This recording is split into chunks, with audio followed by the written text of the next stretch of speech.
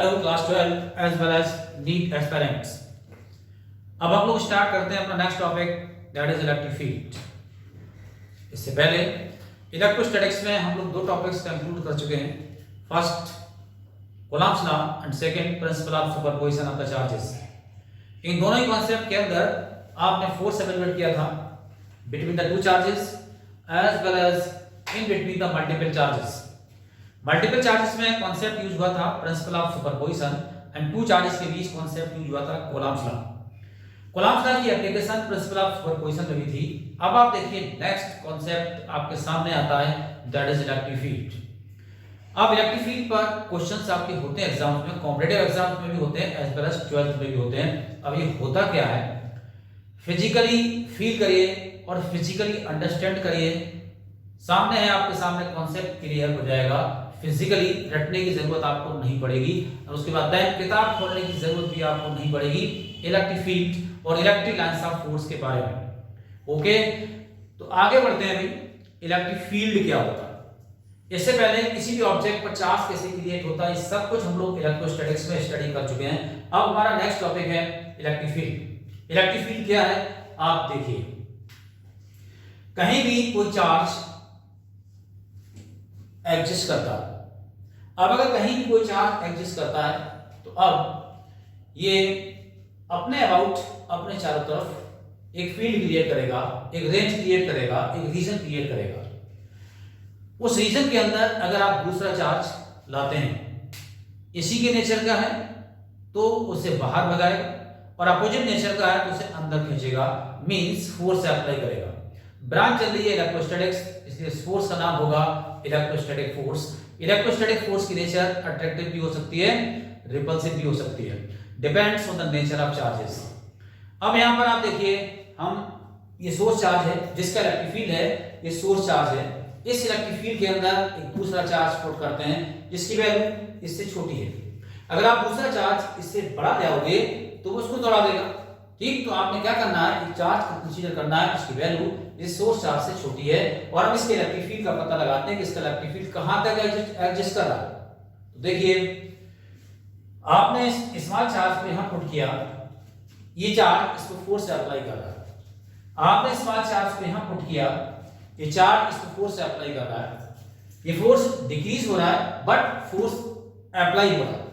And after that आपने यहां apply किया, फोर्स कंटिन्यू है। जैसे आप इस पॉइंट से आगे बढ़ते हैं फोर्स लगना बंद हो जाता है। अब आप देखिए, ऐसे ही आप इसके चारों तरफ मार्किंग करिए, उसके बाद जहां तक कोई दूसरा चार्ज फोर्स फील करता है, that region about the charge is called electric field. क्या कहलाएगा, इलेक्ट्रिक फील्ड कहलाएगा। तो इस चार्ज के अबाउट एक रीजन क्रिएट हो गया जिसमें जैसे भी दूसरा चार्ज एंटर करता है उसमें फोर्स क्रिएट होता है। Okay, that region about the charge is called electric field.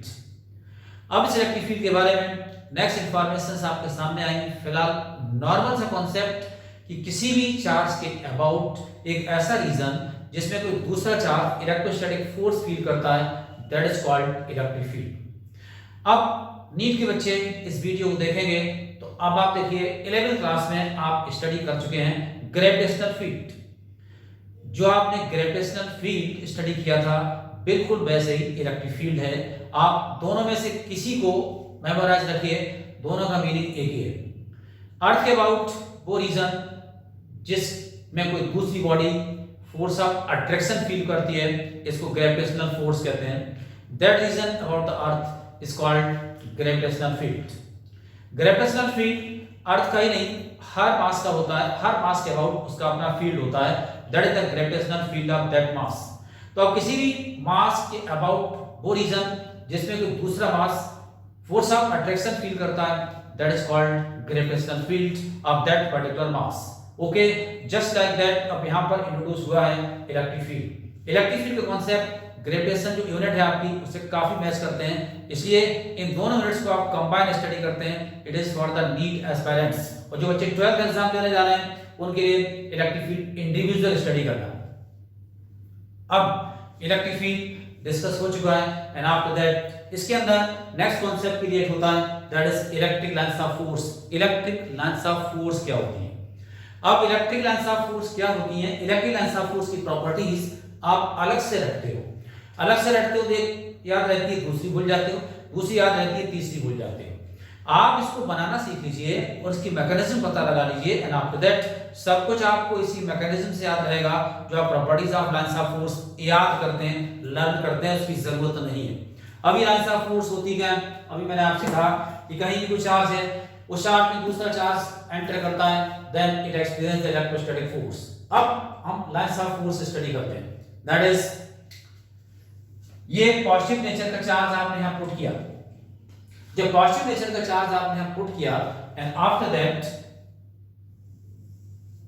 इसका इलेक्ट्रिक फील्ड अभी आपने पढ़ा है बाहर तक है। इस इलेक्ट्रिक फील्ड के अंदर हम इससे छोटा एक नेग्लिजिबल स्मॉल चार्ज लेते हैं, जिसको टेस्ट चार्ज कहते हैं, और पुट करते हैं इसकी फील्ड के अंदर।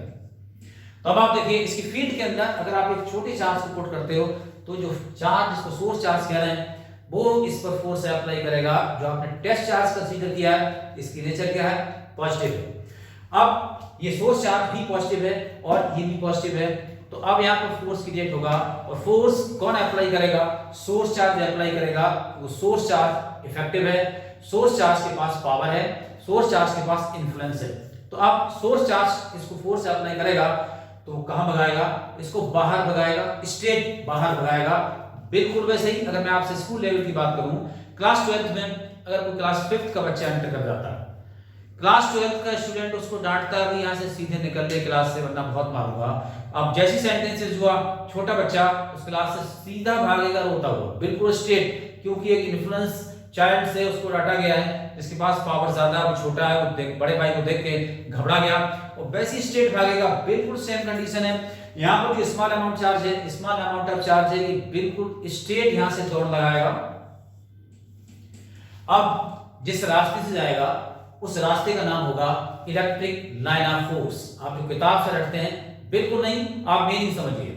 जिस रास्ते से ये छोटा बच्चा भागेगा इस लाइन का नाम क्या होगा, that is called electric line of force. इसकी क्या कहलाएगी, electric line of force. Repeat कर रहा हूं मैं कई बार आपके सामने, आपको यही मेमोराइज हो जाएगा, किताब खोलने की जरूरत नहीं पड़ेगी।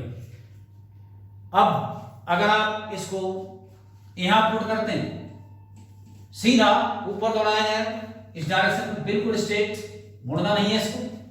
अगर आप इसको यहां पुट करते हैं सीधे इधर दौड़ाया जाएगा। अगर आप इसको यहां पुट करते हैं सीधे यहां दौड़ाया जाएगा। अगर आप इसको यहां पुट करते हैं सीधे यहां दौड़ाया जाएगा। अगर आप इसको यहां पुट करते हैं ये सीधा यहां दौड़ाया जाएगा। अगर आप इसको यहां पुट करते हैं यहां दौड़ाया जाएगा, यहां पुट करते हैं यहां दौड़ाया जाएगा। अब मैंने लाइंस ऑफ फोर्स नहीं बनाई है, मैंने वो पाथ ड्रॉ किया है जिस पाथ पर ये बच्चा दौड़ेगा, जिस पाथ पे छोटा चार्ज दौड़ेगा, ये path electric line of force कहलाएगा। ओके, तो अब आप देखिए ये पॉजिटिव चार्ज है, सोर्स चार्ज, उसके पास आपने पॉजिटिव चार्ज रखा, पॉजिटिव चार्ज किस रास्ते पर दौड़ेगा, that is electric line of force. अब आप सोच रहे होंगे सर पॉजिटिव चार्ज की बात कर रहे हैं, सोर्स चार्ज पॉजिटिव ही कंसीडर किया, नेगेटिव क्यों नहीं। तो अब आप देखिए सोर्स चार्ज हम नेगेटिव ले लेते हैं, -2। अब -2 चार्ज जब आपने यहां पर पुट किया तो -2 चार्ज पुट किया, उसके पास आपने छोटा चार्ज, ये सोर्स चार्ज है, सोर्स चार्ज नेगेटिव चार्ज है और इसका फील्ड है। फील्ड किसका है, नेगेटिव चार्ज का फील्ड है। यहां देखिए अगर आप छोटा चार्ज यहां पुट करते हैं, ठीक, ये जो नेगेटिव चार्ज है ये मदरली बिहेव करेगा, मदरली बिहेव करेगा। उसके बाद देन इस छोटे बच्चे को सीधा अपने पास स्ट्रेट पास बुलाएगा और ये सीधे भाग के गोद में जाएगा। ये जो छोटा चाइल्ड है ये सीधा भाग के गोद में जाएगा इसके स्ट्रेट, और यहां से भी सीधी दौड़ लगाएगा।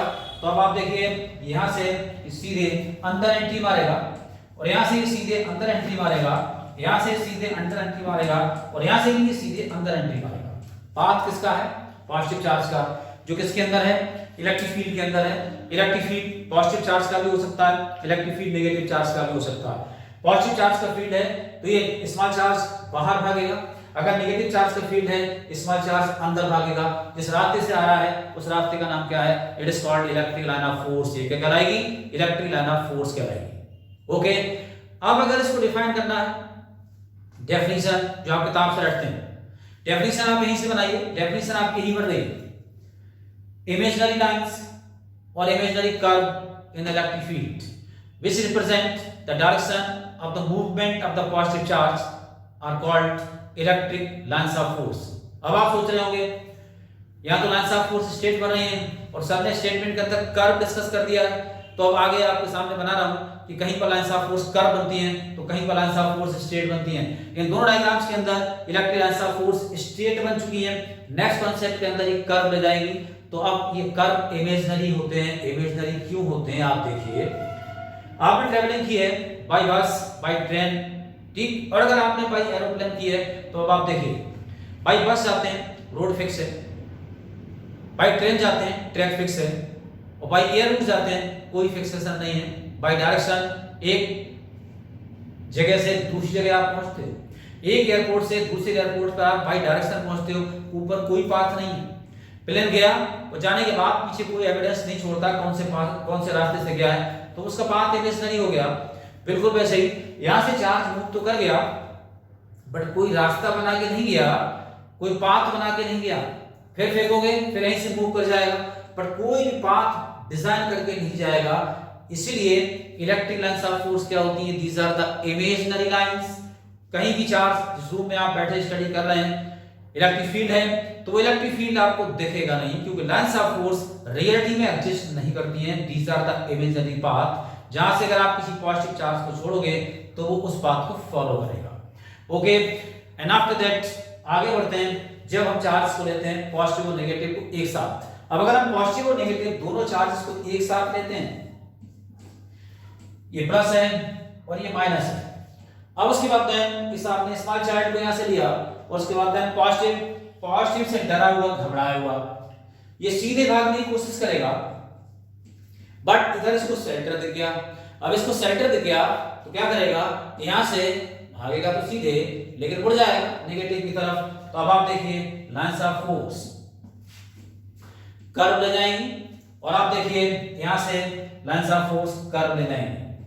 ओके, पॉजिटिव चार्ज पॉजिटिव से रिपेल होकर दौड़ रहा है और सर्चिंग कर रहा है नेगेटिव चार्ज की। जहां इसको नेगेटिव चार्ज मिल जाएगा ये उसके साथ कंबाइंड हो जाएगा और वहीं पर इलेक्ट्रिक फील्ड आपका, ठीक है, लाइंस ऑफ फोर्स वहीं पर कंप्लीट हो जाएंगी, वहीं पे फिनिश हो जाएंगी। पॉजिटिव से स्टार्ट होके कहां जाएंगी, नेगेटिव पे एंटर कर जाएंगी। और जब तक किसी पॉजिटिव की लाइंस ऑफ फोर्स है वो आगे बढ़ती जाएंगी, बट जैसे ही बीच में नेगेटिव मिल जाता है वहीं पर लाइंस ऑफ फोर्स फिनिश हो जाती हैं, पॉजिटिव से एंटर करके नेगेटिव पे एंटर कर जाती हैं। ओके, ये लाइन देखिए ये आगे कंटिन्यू हो सकती है, बट यहां पर ये लाइन पॉजिटिव से स्टार्ट हुई और नेगेटिव पे एंटर कर जाती है। ओके, तो कहीं से भी फील्ड अगर पॉजिटिव नेगेटिव दोनों का कंसीडर किया गया है तो पॉजिटिव से स्टार्टिंग होगी और नेगेटिव में फील्ड एंटर कर जाएगा। ओके, तो फील्ड आप छोटा कर सकते हैं, यहां से पॉजिटिव से स्टार्ट, पॉजिटिव की डिमांड है नेगेटिव, और जैसे इसको नेगेटिव मिल जाता है वो लाइन वहीं एंटर कर जाती है, वही लाइन क्या ले जाती है, कर्व ले जाती है। ओके, उसके बाद देन अब ये देखिए ये पाथ है पॉजिटिव चार्ज का, किसके अंदर, एक ऐसे फील्ड के अंदर जिसमें प्लस और माइनस दोनों चार्ज एग्जिस्ट करते हैं। तो ये प्लस से स्टार्ट होगा और माइनस की तरफ बढ़ेगा, इसलिए यहां पर कर्व आता है। मैंने स्टेटमेंट के अंदर बोला था इमेजिनरी लाइंस और imaginary curve in the electric field which represent the direction of the movement of the positive charge are called electric lines of force। क्या कहलाती हैं, इलेक्ट्रिक लाइंस ऑफ फोर्स कहलाती हैं। आप देखिए बच्चों कर्व आ गया, ठीक, यहां पर स्टेट और यहां पर एक कर्व फॉर्म में आती है। एंड आफ्टर दैट प्रॉपर्टीज में आप बैठते हो, tangent on the electric line of force represent the direction of electric field. Tangent on the electric line of force represent the direction of electric field. Tangent curve पड़ रहा होता है और जब टेंजेंट कर्व पड़ रहा होता है ये सिंगल पॉइंट पर टच करता है, सिंगल पॉइंट पर टच करता है। तो आप किसी भी पॉइंट पर अगर लाइंस ऑफ फोर्स कर्व की फॉर्म में है और किसी पॉइंट पर आपको इलेक्ट्रिक फील्ड निकालना है तो उस पॉइंट पर टेंजेंट ड्रा करिए और टेंजेंट की जो डायरेक्शन होगी वो उस पॉइंट पर इलेक्ट्रिक फील्ड की डायरेक्शन होगी। ज्योमेट्रिकली किसी भी सिंगल पॉइंट पर two tangent can not be drawn, therefore electric lines of force never intersect each other. अब ये सारी प्रॉपर्टी जो अलग से रट रहे हो इनको आप समझ लीजिए, आप जब तक एग्जाम दोगे तब तक आपको दोबारा रिपीट करने की जरूरत नहीं पड़ेगी, बहुत लाइट रिवीजन दोगे और आपको ये याद आ जाएगा। Okay, tangent on the electric line of force represent the direction of electric field. two lines of force never intersect each other because at the single point two tangent cannot be drawn। अगर lines of force intersect करेंगी तो इसका मतलब दो एक ही point पर दो tangent draw हो सकते हैं, जो कि पॉसिबल नहीं है, इसलिए इलेक्ट्रिक लाइंस ऑफ फोर्स कभी इंटरसेक्ट नहीं करती है। क्लियर?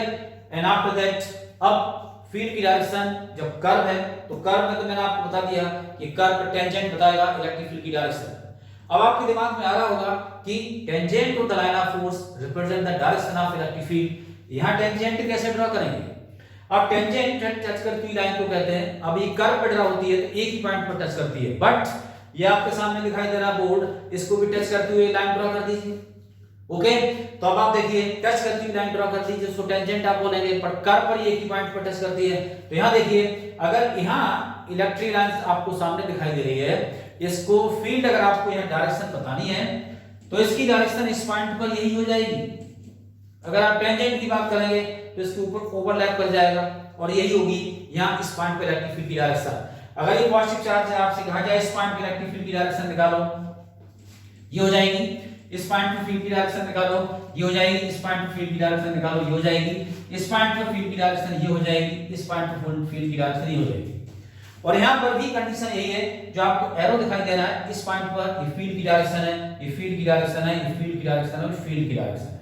जब ओनली पॉजिटिव चार्ज है, ओनली नेगेटिव चार्ज है, जो पाथ है उस पाथ की जो जिसमें उस पॉजिटिव चार्ज का मूवमेंट की डायरेक्शन है वही इलेक्ट्रिक फील्ड की डायरेक्शन है। ओके, बट जहां पर कर्व है वहां पर किसी पॉइंट पर अगर आपको फील्ड की डायरेक्शन बतानी है, उस पॉइंट पर टेंजेंट ड्रॉ करिए and tangent at that point represent the direction of electric field. उस समय उस पॉइंट पर इलेक्ट्रिक फील्ड की डायरेक्शन आएगी। ओके बच्चों, क्लियरिटी हो चुकी होगी, आपको कहीं रटने की जरूरत नहीं है। अब एक क्वेश्चन, एक लाइन आती है प्रॉपर्टीज के अंदर कि electric line of force continue होती है, कंटिन्यू रहती है, ब्रेक नहीं होती बीच में। आप अपनी मैकेनिक्स 11th क्लास कंप्लीट करके आए हो और कोई भी चार्ज जब किसी इलेक्ट्रिक फील्ड के अंदर होता है तो लगातार इलेक्ट्रिक फोर्स फील करता है। अब इलेक्ट्रिक फोर्स फील अगर करता है और इलेक्ट्रिक फोर्स ने इसको मूव करा लिया है तो उस कंडीशन में जब तक फोर्स एग्जिस्ट करेगा इसको मूव करना पड़ेगा, ये नहीं रुक सकता। अगर नहीं रुक सकता है तो बीच में ब्रेक नहीं आएगा, लाइंस ऑफ फोर्स बीच में नहीं टूटेंगी, बीच में ब्रेक नहीं होगी। जब तक इलेक्ट्रिक फील्ड के अंदर है ये फोर्स इसको दौड़ाता ही रहेगा। फील्ड से बाहर जाने के बाद ही ये फोर्स खत्म होता है। तो अब चार्ज पार्टिकल फील्ड के अंदर नहीं रुक सकता, इसलिए electric line of force continuity में रहती है, कहीं भी ब्रेक नहीं होती है। रटने की जरूरत नहीं है, अपनी मैकेनिक्स और पूरी फिजिक्स को एक साथ पढ़िए और उसको इन्वॉल्व करके रखिए, कॉन्सेप्ट आपको क्रिस्टल क्लियर होते चले जाएंगे। These are the lines of force for positive, for negative, for positive and negative. अब अगर दोनों चार्ज पॉजिटिव हैं और दोनों चार्ज नेगेटिव हैं, उस कंडीशन में क्या होगा देखिए भाई फिजिकली। अगर दोनों चार्ज पॉजिटिव हैं तो देखिए भाई एक चार्ज पॉजिटिव ये है और एक चार्ज पॉजिटिव ये है। अब फिर आपने एक स्मॉल चार्ज कंसीडर किया Q नॉट, तो अब ये Q नॉट जब यहां पर कंसीडर करेंगे तो इससे तो ये दूर भागेगा और ये इसको बाहर भगाएगा। ये लाइन ऑफ फोर्स बाहर तो आएगी बट रिपेल हो जाएगी। अब इस पर अगर कंडीशन आती है तो ये भी लाइन बाहर तो आएगी पर ये दोनों फील्ड रिपेल कर रहे हैं, ये बाहर की तरफ टर्न ले जाएंगे लाइंस। एंड आफ्टर दैट अगर दोनों चार्जेस नेगेटिव हैं, माइनस माइनस, पॉजिटिव चार्ज अंदर तो होगा लेकिन आप देखिए इन लाइंस ऑफ फोर्स रिपेल होंगी क्योंकि नेगेटिव नेगेटिव चार्जेस के फील्ड रिपेल हो रहे हैं। Both the charges are negative, lines of force inside होंगी बट रिपेल होंगी। दोनों चार्ज पॉजिटिव है, लाइंस ऑफ फोर्स आउट होंगी बट रिपेल होंगी। इसलिए यहां भी कर्व बनता है और यहां भी कर्व बनता है। ओके, यहां भी डायरेक्शन आपको बतानी है तो उस कंडीशन में वही concept, tangent on the line of force represent the direction of electric field at that point. ये लाइंस ऑफ फोर्स आपके सामने है और लाइंस ऑफ फोर्स कैसे बनाई गई है, कैसे एक्सपेरिमेंटली डिजाइन की गई है, वो आपके सामने कॉन्सेप्ट है। थ्योरेटिकली मत रटिए, फिजिक्स को फील करिए, ठीक है, और ऐसे पढ़िए जैसे आपको अप्लाई करना है। आप देखें नीट में आपकी फिजिक्स में 175 out of 180, 175 out of 180 marks आएंगे। आप क्या करते हैं, उल्टा चलते हैं, बड़े क्वेश्चंस और हैवी कॉन्सेप्ट को उठाना शुरू कर देते हैं, कहीं की नहीं रहते। आप पहले फाउंडेड होइए, फाउंडेशन मस्ट है। किसी भी बिल्डिंग की अगर फाउंडेशन वीक होती है हम ऊपर नहीं बना सकते। अगर उसकी फाउंडेशन स्ट्रांग होती है हम जितने चाहें उस पर स्टेयर्स बनाते चले जाएं, उसको उतने मल्टी स्टोरी बिल्डिंग बना सकते हैं अगर उसकी फाउंडेशन स्ट्रांग होती है। वो फाउंडेशन वीक है, मल्टी स्टोरी बनाने की कोशिश करेंगे, बिल्डिंग गिर जाएगी। तो बच्चों सबसे पहले आपको फाउंडेड होना है और फाउंडेड होने के बाद फिर बड़ी चीजों को पकड़ना। अगर आपने बड़ी चीजों को पकड़ना पहले स्टार्ट कर दिया बिल्डिंग गिर जाएगी डेफिनेटली। और बता दूं आपको, डरा नहीं रहा, नीट वाले बच्चों के लिए बात कर रहा हूं स्पेशली, क्योंकि नीट वाले बच्चों के लिए फिजिक्स बहुत परेशान करती है। उसमें आप देखिए, अगर आप फिजिक्स स्टडी कर रहे हैं तो सबसे पहले मैं आपसे कह रहा हूं फाउंडेशन का मतलब अपने स्मॉल टॉपिक्स को, स्मॉल क्वेश्चंस को करिए पहले। जब स्मॉल क्वेश्चंस आपके लगने लगेंगे देन फिर उसके बाद देन थोड़ा सा आगे जाइए। और जो साल 2022 का क्वेश्चन पेपर है उसके लिए तो ज्यादा आगे जाने की जरूरत ही नहीं है। और मैंने आपसे क्या कहा है, 175 आउट ऑफ 180, हो सकता है आपके 180 आउट ऑफ 180 आ जाए, लेकिन वो 5 मार्क्स का जो मैंने गैप छोड़ा है वो गैप ऑलवेज अपने दिमाग में रखिए। आप थोड़े से कम परेशान होंगे। जैसे आप फुल मार्क्स की ट्राई करोगे, फुल मार्क्स की ट्राई करने के चक्कर में हर क्वेश्चन ट्राई करते हो और हर क्वेश्चन ट्राई करने के चक्कर में कहानी खराब होती है। थोड़ा एडजस्टमेंट करके चलिए। हो सकता है आपका 100% पेपर सॉल्व हो, बट 100% में थोड़ा मार्जिन लेके चलिए। कभी भी बोर्ड वाले बच्चे 99 की तैयारी करिए, 100 की नहीं। 100 आएंगे 99 की तैयारी में। अगर आप 100 की तैयारी करते हो, फियर फैक्टर ले लोगे। जब फियर फैक्टर ले लोगे तो वो फियर फैक्टर आपको कहीं ना कहीं लॉस पहुंचाएगा। ओके, तो ठोकिए भाई। अब हम इसमें आगे बढ़ते हैं इस टॉपिक पर, ठीक है। आगे हम बढ़ते हैं इस फील्ड के बारे में। 2 क्वेश्चंस आपको देते हैं। ये क्वेश्चन आपके हर एग्जाम के लिए फिट है, 12th as well as NEET. अब 2 चार्ज हमने सेलेक्ट किए, Q1 और Q2, और उसके बाद उन दोनों चार्जेस के लिए लाइंस ऑफ फोर्स के लिए क्वेश्चन क्रिएट कर दिया। 2 charges Q1 and Q2, 2 charges Q1 and Q2 are related as Q1 Q2 is greater than 0. 2 charges Q1 and Q2 are related as Q1 Q2 is greater than 0. Draw the lines of force for these charges Q1 and Q2. इन दोनों charges के लिए lines of force आपको draw करनी है। एक question होगा 12th में। अब 2023 के लिए 18 क्वेश्चंस आपके पेपर में ऑब्जेक्टिव आ चुके हैं। कंप्लीटली ऑब्जेक्टिव क्वेश्चंस 18 इन्वॉल्व हो चुके हैं। अब 18 क्वेश्चंस ऑब्जेक्टिव इन्वॉल्व हो चुके हैं, दैट मींस अब आपने फिजिक्स को ऑब्जेक्टिव फॉर्म में भी पढ़ना है। पेपर की डिजाइनिंग बहुत अच्छी है बच्चों। जो नया पैटर्न है आपका 2023 के लिए, उसकी डिजाइनिंग बहुत बढ़िया है। जो बच्चा इसमें स्कोर खड़ा करेगा 100% वो कॉम्पिटिटिव एग्जाम क्वालिफाई करेगा, क्योंकि बोर्ड ने जो पेपर की डिजाइनिंग इस साल बनाई है, दैट इज द, समझ लीजिए आप सारे एग्जाम्स को कवर कर रही हो। अगर बच्चा इसमें स्कोर खड़ा करता है तो समझ लीजिए उसका सिलेक्शन श्योर है। तो सबसे पहले go through the foundation as well as through the boards. Board को अच्छे से करते हुए जाओगे, सिलेक्शन आपका श्योर है। हाँ देखिए, Q1 Q2 is greater than 0। Lines of force बतानी है, बनानी है, और अगर ऑप्शंस गिवन होंगे तो इनमें से आपको एक ऑप्शन सेलेक्ट करना है। ये जो आपके पास लाइंस ऑफ फोर्स बनी हुई है उनमें एक ऑप्शन गिवन है जिसके अकॉर्डिंग Q1 Q2 का मल्टीप्लिकेशन 0 से ज्यादा है, तो आपको इलेक्ट्रिक लाइंस ऑफ फोर्स बनानी है या फिर ऑप्शन सेलेक्ट करना। Q1 Q2 is greater than 0, that means इन दोनों को मल्टीप्लाई कर रहे हैं, तो मल्टीप्लाई करने पर मल्टीप्लिकेशन मोर देन 0 का मतलब पॉजिटिव आ रही है। जब मल्टीप्लिकेशन पॉजिटिव आ रही है तो दोनों चार्ज पॉजिटिव होंगे, मल्टीप्लाई करोगे रिजल्ट पॉजिटिव आएगा। दोनों चार्ज नेगेटिव होंगे, मल्टीप्लाई करोगे रिजल्ट पॉजिटिव आएगा। अब इसके अगर आपको ड्रॉ करने को कहा जाए, 2 आंसर हो सकते हैं, एक नेगेटिव नेगेटिव और एक पॉजिटिव पॉजिटिव। अगर ऑप्शन के अंदर है 1 करेक्ट, तो आप देखिए 1 करेक्ट है तो इनमें से एक ऑप्शन पड़ा होगा, एक एलिमिनेट किया जाएगा, एक हटाया हुआ होगा। और मोर देन 1 करेक्ट में है तो उस कंडीशन में दोनों ही ऑप्शंस आपके करेक्ट हो सकते हैं। और बोर्ड में अगर आपको ड्रॉ करना है तो इनमें से कोई भी एक ड्रॉ कर दीजिए, आपको नंबर मिल जाएंगे। दोनों ड्रॉ करने की जरूरत नहीं है, आपको मार्क्स मिल जाएंगे। अगर Q1 Q2 is greater then की लाइंस ऑफ फोर्स आपसे ग्रेटर देन 0 की लाइंस ऑफ फोर्स आपसे पूछेगी। अगर हम इसी क्वेश्चन को कन्वर्ट कर देते हैं, इसी क्वेश्चन को कन्वर्ट करते हैं, Q1 Q2 is less than 0, Q1 Q2 is less than 0। तो अब देखें बच्चे, फिजिक्स रटने से नहीं होती है, फिजिक्स स्किल क्रिएट होने से होती है, राइट।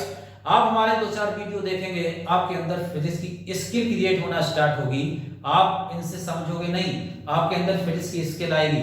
हम पढ़ाते नहीं हैं, हम बच्चों के अंदर स्किल क्रिएट करते हैं। जब हम स्किल क्रिएट करते हैं, बाकी का सारा काम वो खुद कर डालते हैं। ओके, टीचर ऐसा नहीं कि आप पढ़ाता रहेगा, पढ़ाने के बाद वो सब कुछ खुद करे तो कुछ नहीं होने वाला। बच्चा खुद अपने आप करता है, टीचर को क्या करना पड़ता है, उसके अंदर स्किल क्रिएट करनी पड़ती है। आप 2-4 वीडियो देखें, आप अपने आप स्किल्ड होना शुरू हो जाएंगे। जब स्किल्ड होना शुरू हो जाएंगे एंड आफ्टर दैट क्लियर हो गया फिजिक्स, अब आप प्रॉपर हैंडल कर ले जाओगे। यहां देखिए Q1 Q2 is less than 0। ये लेस देन 0 का मतलब एनी नेगेटिव वैल्यू, अगर कोई भी नेगेटिव वैल्यू आएगी तो उस कंडीशन में आप देखें एक पॉजिटिव और एक नेगेटिव, दोनों पॉजिटिव हैं, पॉजिटिव वैल्यू ग्रेटर देन 0, दोनों नेगेटिव हैं, पॉजिटिव वैल्यू ग्रेटर देन 0। एक पॉजिटिव एक नेगेटिव है, negative value less than 0, negative value less than 0। तो इनमें से ऑप्शन देखिए, अब आपका ऑप्शन ये करेक्ट हो जाएगा जिसमें Q1 Q2 क्या होगा, Q1 Q2 is less than 0। Electric lines of force सीधा ना पूछ के आपसे Q1 Q2 के थ्रू डिस्कस कर दी गई और इसमें आपकी हल्की सी स्किल पता लग गई कि आप थोड़ा सोच पा रहे हो नहीं। तो हर क्वेश्चन में सॉल्व करने को नहीं होता, आपकी स्किल जरूर अप्लाई होती है और स्किल के थ्रू वो क्वेश्चन सॉल्व होता है, डिफिकल्ट नहीं होता। फिजिक्स आपके अंदर होनी चाहिए, जब फिजिक्स आपके अंदर होगी देन क्वेश्चन एंजॉय करोगे। रटे हुए हो पहले ही क्वेश्चन फ्लॉप हो जाओगे। ओके, तो देखिए भाई, अब हमारे पास ये लाइंस ऑफ फोर्स कंप्लीट होती हैं और लाइंस ऑफ फोर्स के बारे में मैंने आपको सारी इंफॉर्मेशन दे दी। इलेक्ट्रिक फील्ड के अंदर लाइंस ऑफ फोर्स कैसे बनती हैं, ये टॉपिक कंप्लीट हो चुका है। आफ्टर दैट अब हम इस फील्ड की स्ट्रेंथ पता लगाएंगे, पावर पता लगाएंगे, एनर्जी पता लगाएंगे, इसमें फील्ड में कितना दम है। बाय द वे, किसी कमरे के अंदर एक चार्ज है, उस चार्ज का इलेक्ट्रिक फील्ड है, उस इलेक्ट्रिक फील्ड में कितनी दम है, कितनी इन्फ्लुएंस है, वो आपको पता लगाना है। उसको पता लगाने के लिए हम दो तरीके से पता लगाते हैं। उस फील्ड के अंदर अभी अभी आपने देखा एक चार्ज है, उस चार्ज पर जो सोर्स चार्ज है उसने फोर्स अप्लाई किया एंड आफ्टर दैट अगर ये फोर्स बहुत ज्यादा है तो इसका मतलब फील्ड के पास स्ट्रेंथ बहुत ज्यादा है, अगर ये फोर्स बहुत कम है इसका मतलब फील्ड कमजोर है।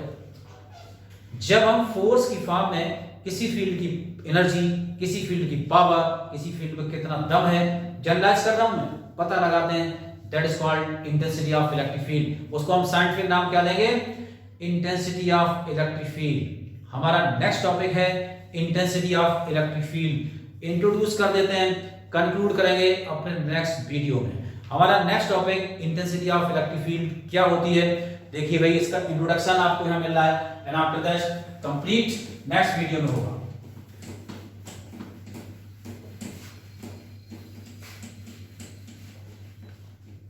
देखिए भाई, इंटेंसिटी ऑफ इलेक्ट्रिक फील्ड किसे कहा गया है। फिर मैं वापस आता हूं, एक चार्ज है, इस चार्ज का अपना एक फील्ड है।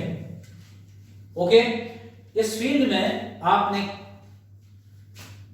एक चार्ज रखा। मैंने आपसे कहा कि हम फील्ड की स्ट्रेंथ दो तरीके से पता लगाते हैं।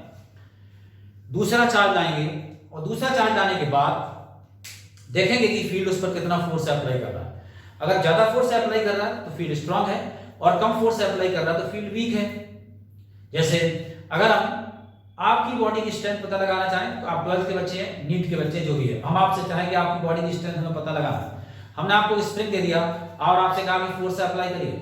आप स्प्रिंग को फोर्स से अप्लाई करते हैं और हमने उस फोर्स से मेजर कर लिया कि आपकी बॉडी के अंदर स्ट्रेंथ क्या है। दूसरा कम कॉन्सेप्ट है, आपको सबसे खाना वाना खिलाया, अच्छे से ब्रेकफास्ट कराया एंड आफ्टर दैट आपसे काम करवाया, वर्क करवाया। आप दो बच्चों से वर्क कराया, एक ने वर्क ज्यादा कर दिया उसी टाइम में, एक ने कम किया। जिसने ज्यादा वर्क कर दिया इसका मतलब उसके अंदर ज्यादा इन्फ्लुएंस है, ज्यादा एनर्जी है। जब हम किसी फील्ड की एनर्जी को पता लगाते हैं इन terms of force, it is called intensity of electric field. और जब हम इसको पता लगाते हैं by the work, that is called electrostatic potential. तो क्या कहलाएगा, पोटेंशियल कहलाएगा। यहां देखिए बात चल रही है इंटेंसिटी ऑफ इलेक्ट्रिक फील्ड की, पोटेंशियल अगला कॉन्सेप्ट है। यहां पर इंटेंसिटी ऑफ इलेक्ट्रिक फील्ड में आप देखिए चार्ज Q0 है, इस Q0 पर हमने फोर्स अप्लाई किया F। जैसे ही Q0 चार्ज इस फील्ड के अंदर आया, इस पॉइंट पर इस पर फोर्स क्रिएट हुआ F अब इन दोनों की हम न्यूमेरिकल वैल्यू लिख देते हैं। ये है 5 कूलम और है 100 न्यूटन। ये सोर्स चार्ज है। सोर्स चार्ज के बारे में हमें नहीं पता, उसकी फील्ड की स्ट्रेंथ पता लगाने जा रहे हैं। एक चार्ज Q0 आपने यहां पर पुट किया जिसकी वैल्यू 5 कूलम है। इस 5 कूलम पर आपने इसमें फोर्स अप्लाई किया 100 न्यूटन, तो 1 कूलम पर कितना हुआ? 1 कूलम पर फोर्स होगा 100/5 न्यूटन। ओके, अब अगर हम इसको अल्फाबेटिकली छोड़ते हैं तो अल्फाबेटिकली छोड़ते हैं तो कितना हुआ? F/Q0 Newton.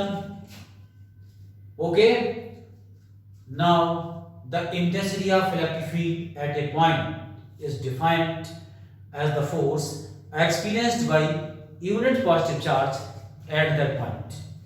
स्टेटमेंट बनाना, एक ऐसा स्टेटमेंट बनाना है जिसको यूनिवर्सल कर दें। यूनिवर्सल का मतलब पूरे अर्थ पर कहीं भी जाइए, but intensity of electric field का मीनिंग वही रहे। जनरल मीनिंग क्या है? स्ट्रेंथ, बट उसकी स्टेटमेंट देनी है, तो स्टेटमेंट बनानी है तो वो पूरा कहीं भी आप जाइए, जरूर नहीं है आप यहाँ इंडिया में, इंडिया से बाहर जाएंगे, इंडिया से बाहर जाएंगे तो फिजिक्स यही अप्लाई होनी है। तो कहीं वर्ल्ड में मूव करिए, पूरे ग्लोब पे मूव करिए, फिजिक्स यही रहनी है, कॉन्सेप्ट यही रहनी है। ओके, तो यहाँ पर आप देखें ये यूनिट चार्ज पर किसी इलेक्ट्रिक फील्ड के अंदर जितना फोर्स क्रिएट होता है that is called intensity of electric field at that point only. Important point, intensity सिर्फ एक पॉइंट पर डिफाइन होती है। जैसे आप फील्ड में इस पॉइंट से हटोगे इंटेंसिटी बदल जाएगी। क्यों बदल जाएगी? क्योंकि जैसे आप इस पॉइंट से हटोगे force between the two charges, charges के बीच डिस्टेंस पर डिपेंड करता है। तो जैसे ही इनके बीच का गैप वेरी करेगा, इनके बीच फोर्स वेरी करेगा। जब फोर्स वेरी करेगा तो इंटेंसिटी वेरी कर जाएगी। इसलिए intensity of electric field is defined at a point only, एक पॉइंट पे डिफाइन होती है। बाय द वे, किसी फील्ड की इंटेंसिटी अगर हर पॉइंट पर सेम है तो उस फील्ड को यूनिफॉर्म इलेक्ट्रिक फील्ड कहते हैं। और यूनिफॉर्म इलेक्ट्रिक फील्ड के लाइंस ऑफ फोर्स स्पेशली अलग से रिप्रेजेंट होती हैं, जो मैं आपको अगले वीडियो में ड्रॉ करके बताऊंगा। ठीक है, नॉर्मल सी बात है, अगर फील्ड यूनिफॉर्म है तो उसकी लाइंस ऑफ फोर्स को अलग से इंडिकेट किया गया है। क्लियर? अब हर पॉइंट पर इंटेंसिटी सेम है, that field is called uniform electric field. Otherwise normal field है तो उसकी हर पॉइंट पर इंटेंसिटी डिफरेंट होती है। अब आपके सामने लिखा है result F/Q0 that is E is equal to F/Q0. Intensity of electric field is represented by the symbol E given by F/Q0. F vector quantity है, चार्ज स्केलर क्वांटिटी है। पूरे साल फिजिक्स पढ़ते हैं, जब लास्ट में पूछते हैं चार्ज स्केलर है वेक्टर, इसी में घूम जाते हैं। चार्ज स्केलर क्वांटिटी है और फोर्स वेक्टर क्वांटिटी है। जब किसी वेक्टर को स्केलर से डिवाइड करते हो आंसर क्या आएगा? आंसर वेक्टर आएगा। तो रटना नहीं है कि फिजिकल क्वांटिटी को रट रहे हैं, ये वेक्टर है, ये स्केलर है। प्रॉपर्टी लगाना सीखिए एंड आफ्टर दैट उसी से पता लग जाएगा कि ये वेक्टर है, स्केलर है। अब यहाँ पर इंटेंसिटी ऑफ इलेक्ट्रिक फील्ड क्या आएगी? वेक्टर क्वांटिटी आती है, इसकी यूनिट होगी न्यूटन पर कूलम। इस फार्मूले के अकॉर्डिंग इसकी यूनिट न्यूटन पर कूलम होगी। जैसे पोटेंशियल पढ़ लेंगे, पोटेंशियल पढ़ने के बाद एक यूनिट इंटेंसिटी की और आएगी, उसी से हम बताएंगे। ओके, यहाँ पर रिजल्ट आ चुका है F/Q0, it is called intensity of electric field. हमने पता लगा लिया फील्ड की स्ट्रेंथ के बारे में, फील्ड में कितना दम है in terms of force, that is called intensity of electric field. ध्यान रखिए, बार-बार बोला है बच्चों मैंने, intensity of electric field is defined only at a point. अगर आप पूरे फील्ड की इंटेंसिटी एक साथ बोलोगे गलत स्टेटमेंट हो जाएगा। एजर्सन रीजन जैसे ही जाता है उस समय ये लैंग्वेज बहुत ज्यादा करेक्ट होनी चाहिए, अदरवाइज गड़बड़ हो जाएगी। ओके बच्चे, तो देखिए इसके बाद देन अब हम अपना next topic intensity of electric field continue करेंगे अपने नेक्स्ट वीडियो के अंदर। Okay, thanks. इसको आप पढ़िए, एंजॉय करिए, फाउंडेड होइए। बिना फाउंडेशन के बिल्डिंग ऊपर नहीं जा सकती। क्लियर? चलिए मिलते हैं नेक्स्ट वीडियो में। Okay students, thanks.